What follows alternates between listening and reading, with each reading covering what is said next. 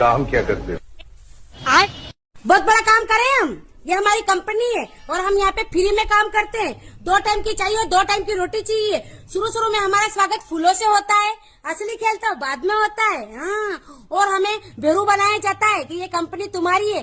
2-3 साल निकलते हैं और हम प्रोडक्ट लॉन्च करते हैं। इन प्रोडक्टों को रखते रखते हमारे माथे में सफेदी आ जाती है, हमको पता ही नहीं चलता है।